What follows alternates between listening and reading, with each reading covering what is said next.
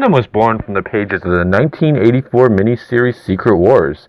The Beyonder is a cosmic being that is fascinated by the superheroes and villains of Earth, so he decides to take a bunch of them and put them into battle contests on a planet he created called Battleworld. During a fierce battle, Spider-Man finds the symbiote known as Venom. Unaware that this moving goop is a sentient life form, Peter Parker thinks he just found an awesome new suit that responds to his thoughts. There have actually been many characters in the Marvel Universe to wear the Venom symbiote, and this list explores the official best hosts the Venom suit has had outside of the Venomverse storyline. The Venomverse story is another list entirely. Here are the official top 10 characters that wore Venom. Number 10. TRex.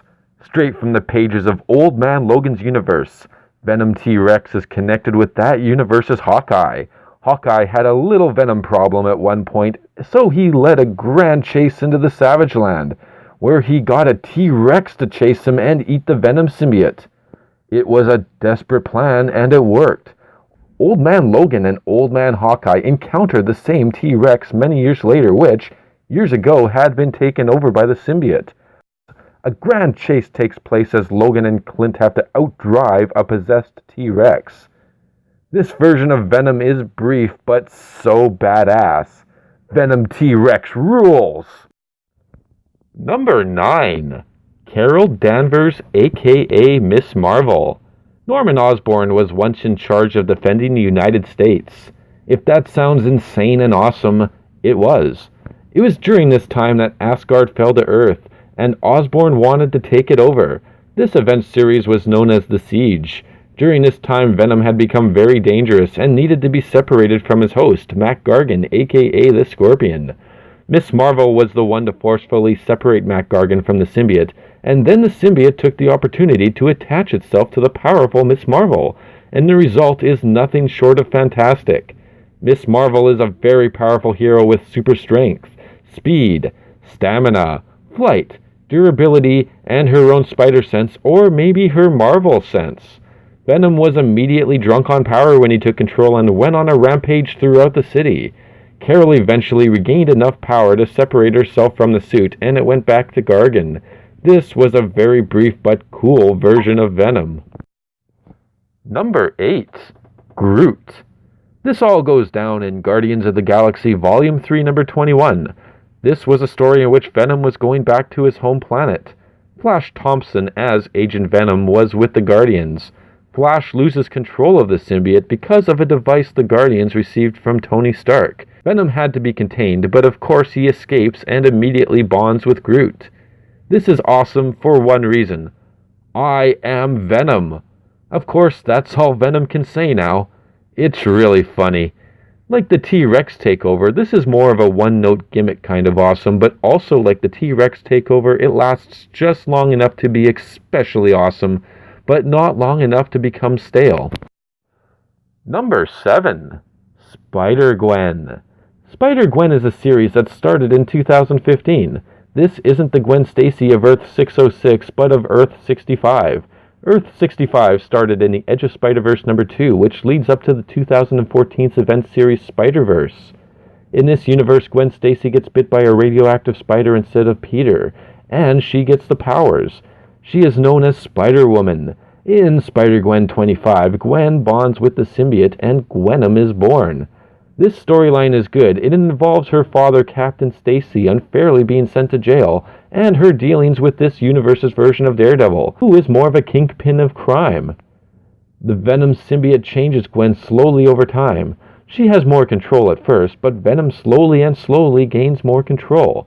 I won't give away the whole story here, but it's definitely worth a look. What really gives this version an edge is the design. Skin-tight black, with teeth all down the suit. The tongue hangs off the hood, with teeth coming off of it. It's a wonderfully creative design. Number 6. Deadpool. Did you know that Deadpool was originally the first one to bond with the Venom symbiote?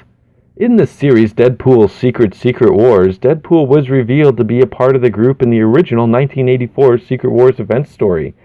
In Battleworld, Wade's scars have all been healed and he looks normal again, or how he may look in the early 1980s with that hair and mustache. He was there at the exact same moment Spider-Man found the alien costume, but Deadpool tries it on first. It was a brief bonding, but it shaped the symbiote's personality. At the very end, the Wasp made a reality-changing wish that made everybody forget that Deadpool was ever there. The symbiotes are a peaceful species, but can turn evil if bonded with the right host. While Deadpool may not be evil himself, he is incredibly warped, and this bonding caused the symbiote to have darker tendencies that intensified due to Peter Parker's rejection and Eddie Brock's dark personality. Number 5. Venom 2099, Kron Stone. Kron Stone is Spider-Man 2099's Migro O'Hara's half-brother. They had the same father, industrialist and CEO of Alchemax, Tyler Stone. Kron was a pretty bad dude. He enjoyed going around and hurting and killing people. It was kind of his thing. One day he ordered a hit on the family of Jake Gallows, the man who would become the Punisher.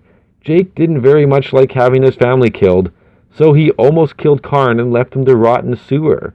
While in the sewer, Kron discovers a ball of black goop that turned out to be Venom. Venom bonds with Kron, and Venom 2099 was born. He would now carry on the destruction on a much larger scale and battle his half-brother Spider-Man on occasion. This Venom had a very cool design with a skull-like bone on his face and a bone spider design on his chest. Venom 2099 may have had the coolest Venom design besides X-23. It's too bad X-23 was part of the Venomverse and not eligible for this list. Number 4. Mac Gargan. Eddie Brock was dying of cancer, so he decided to auction off his symbiote to the highest bidder for charity. The suit was bought by a mobster to give to his weakling son. The symbiote didn't really much like his new host, so he abandoned him to find someone better. That someone better happened to be Mac Gargan, aka the Scorpion. This version of Venom starts off by joining a group called the Sinister 12. Of course, he would soon be fighting Spider-Man and be sent off to jail, but the battle was pretty epic, with Spider-Man dropping a whole building on Venom to stop him. After a little trip to Battleworld for another little secret war, Gargan joined the villain-turned-hero team, the Thunderbolts, led by Norman Osborn. The Thunderbolts eventually disbanded, and Norman started his own version of the Avengers. In Osborn's Avengers, Venom played the part of Spider-Man. The whole concept of Venom playing Spider-Man in Norman Osborn's version of the Avengers is both absurd and awesome, mixed together in chocolate sauce and whipped cream. This is some great stuff right here. After the 2009 event The Siege, Venom was captured by the government, and the symbiote was removed for the planned Project Rebirth. This was to create Agent Venom, which we will be discussing very soon. This ended Mac Gargan's reign as Venom. Number 3. Flash Thompson. Flash was crippled by war and lost the use of his legs. He was bonded to the Venom symbiote via military experimentation. Flash gets sent into missions as Venom, but he cannot stay bonded to the symbiote for more than 48 hours or he could lose control. This has happened a couple times. The best was when Agent Venom put a grenade in Jack-o'-lantern's mouth. He joined the Secret Avengers for a little bit, starting with issue 23 of the main series. During the period where Dr. Octopus took over Peter Parker's body, he offered Flash Thompson new legs. During the process, he contains the symbiote, but the symbiote escapes and takes over Spider-Man. Spider-Man then decides to keep the symbiote for himself. Eventually, the symbiote returns to Flash. During the mission with the Guardians of the Galaxy, Venom travels back to his home planet and unlocks the full potential of his suit. Venom then becomes the intergalactic ambassador of Earth and an agent of the cosmos. Eventually, the symbiote is separated from Flash by unknown means and finds a new host, Lee Price. Number 2. Peter Parker.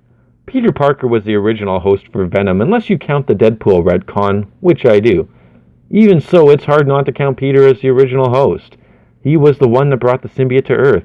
Peter had no idea that the suit was alive.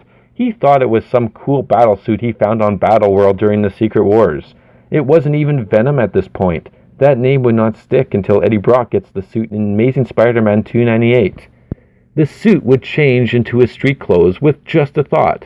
It would create its own webbing.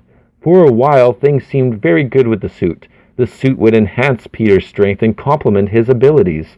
Spider-Man would see a change in his personality, and he would go on night missions where the suit would take him out while he was sleeping. With all these red flags, Spider-Man goes to Mr. Fantastic for an examination and finds out that the suit is an alien creature. Peter gets freaked out and has the suit removed and contained by Mr. Fantastic. The suit later escapes and bonds with Number 1. Eddie Brock. When most people think of Venom, the first thing that comes to mind is the Eddie Brock version of the character. This is the longest-lasting relationship the symbiote has ever had. After escaping the containment of the Fantastic Four, the symbiote makes its way to find Eddie Brock. Eddie Brock just got fired by the Daily Bugle for a false story about Spider-Man. Eddie was angry, and he hated Spider-Man with a passion. During a visit to Midnight Mass, Eddie is praying for a brutal death to Spidey, and he encounters the symbiote. The symbiote bonds with Eddie, feeding off his hatred and adding his own. The symbiote hates Spider-Man for abandoning him, and he becomes Spider-Man's newest, greatest enemy. He certainly was a fan favorite. This was helped by having Todd McFarlane design him. Todd McFarlane was a great Venom artist, and one of the best of the new wave talent that came out around that time. Eddie Brock was Venom for a very long time until he had late-stage terminal cancer.